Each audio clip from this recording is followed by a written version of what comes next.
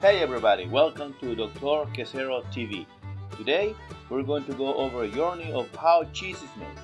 Make sure to watch the maturation part as it's the most exciting and the most yummy I've ever seen.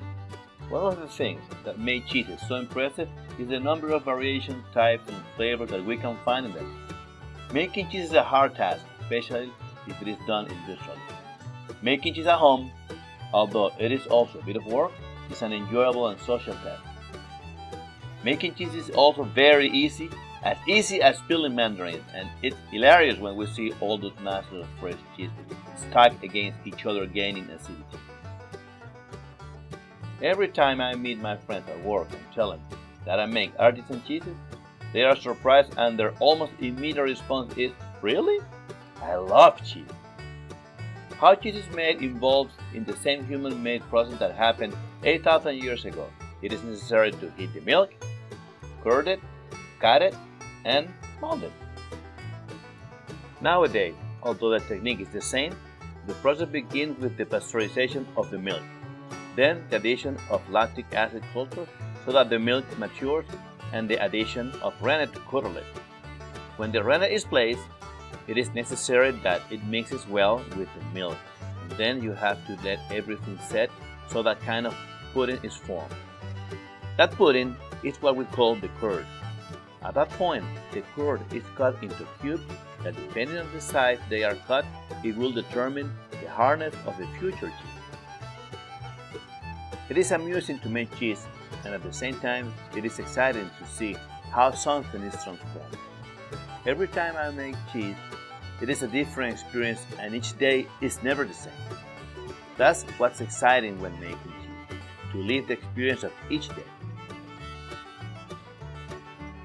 The fact that I love cheese makes the craft relatively easy.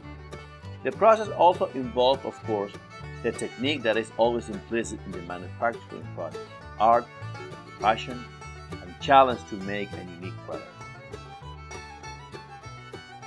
It is a very hard work, but it is part of the fun. Instead of sitting half asleep behind the desk making cheese, always keep you awake and aware of the processes that are happening at all times. One of the most exciting steps in the manufacture of cheese is cheddaring. Such action is a process based on stacking blocks of curd against each other to allow them to compact and drain away. Cheddaring also increases the acidity level of the curd due to the production of lactic acid by the lactic bacteria. This bacteria needs an environment that is achieved by applying heat to the curd. Cheddaring magically transforms the curd from being just a pure cheese mass to having a structure like meat of a chicken breast. It is something really impressive and unique. All the cheeses we make are safe for the consumer. Although they are made at home, they must comply with very rigorous manufacturing and hygiene protocols. In summary, manufacturing records must be in place at all times, and they must appear in all the processes involved in the manufacture.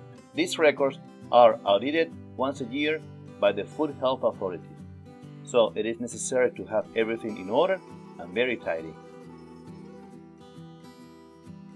In my house, there's always cheese in the fridge, and when I go to the supermarket, I frequently like to tour and buy some cheeses to analyze it or share it with my friends. Cheese making is science and art. It is science because we must master some physical chemical processes that intervene in manufacturing. It is also art due to the way we handle these processes along the way, combining lactic cultures, the size of the curd when cutting, temperature, and the ripening process. In short, all steps cheesemakers reserve and keep as a secret make it possible to obtain a product with personality at the end of the process. The character of the cheese master and that recipe is what not many cheese masters reveal, making them creators of products with own life and excellent quality. Fresh cheeses, although it has a mild and somewhat lactic flavor accompanied by the fact that the entire daily process is done by hand, can be a vibrant experience, especially if it is allowed to mature enough to gain a little acidity that combined with salt becomes a delicacy of the gods. The recipe used has been the same. It has passed down through the generation from parents to children. The final step of how cheese is made is molding, when the remains of curd are put into mold and pressed into blocks that will later become the cheese that we will bring to our table. Finally, after maturing, it passes to maturation, and that's when the art begins. The maturation process affects both humidity, the texture of the flavor of the cheese, and it is necessary to control many variables to achieve level flavors. Such balance will give the cheese its character. Depending on the degree of acidity that is achieved, percentage of humidity, type of bacteria, level of calcium, among other factors, some cheeses melt more than others. This character makes them palatable in dishes such as pasta, meats, pizza, and they develop so much flavor that it lets you know that you're eating cheese.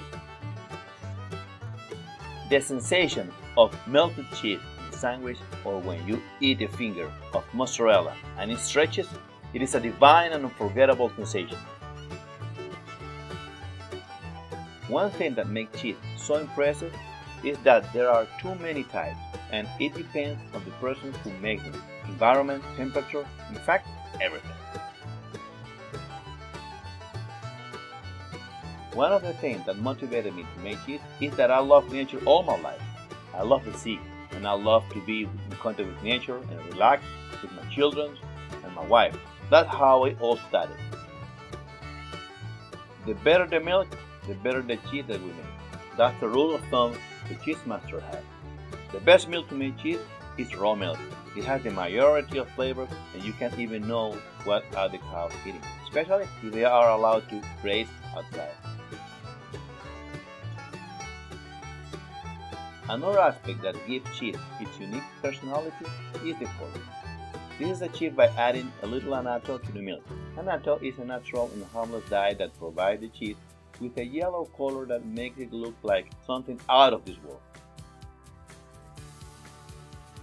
The more I get involved with the cheese business, the more I fall in love with this trade. The fact of combining knowledge and art makes everything you want to create as possible.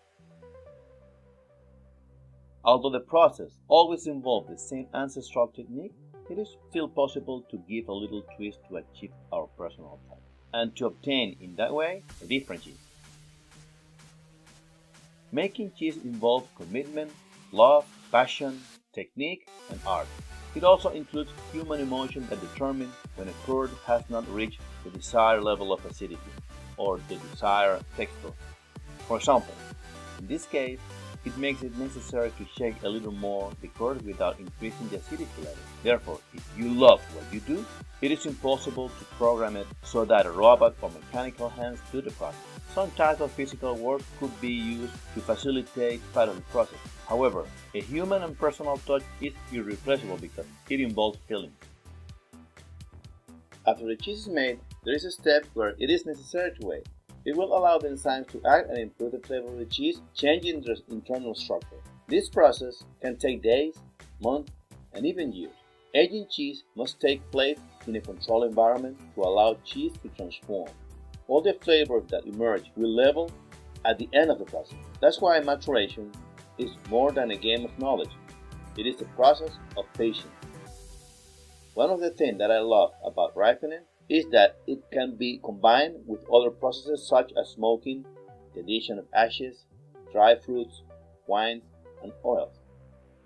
In short, the imagination is the limit. When the cheese are maturing, they are still alive, and the microorganisms are always reacting and producing enzymes that will break down both fat and protein. In this process, cheese undergoes a metamorphosis, changing its texture and at the same time improving flavor. In the maturation, the fatty acids are those that will enhance the taste of the cheese. Some characteristics come and others leave, but when they go, they leave behind some processes that determine the character of the cheese.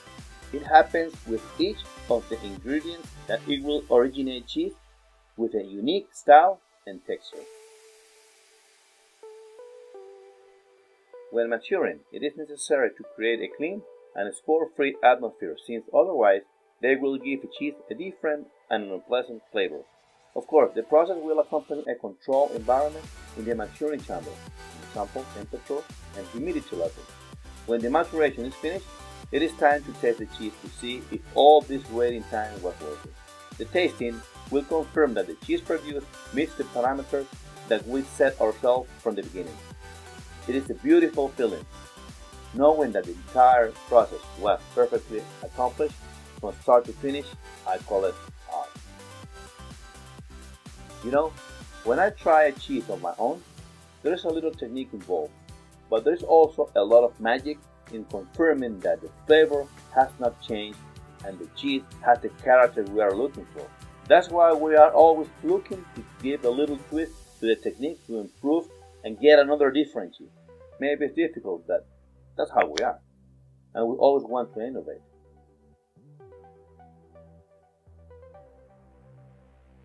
My wish and dreams for the future is to live my life simply and happy with my family and now with my grandson.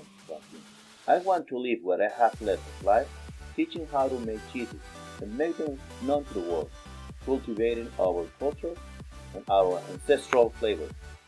That is called routine, and it's worth a try.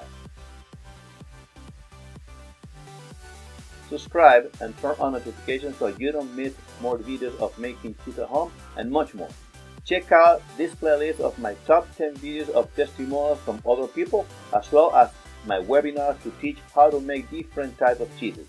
And I'll see you in the next video. Take care.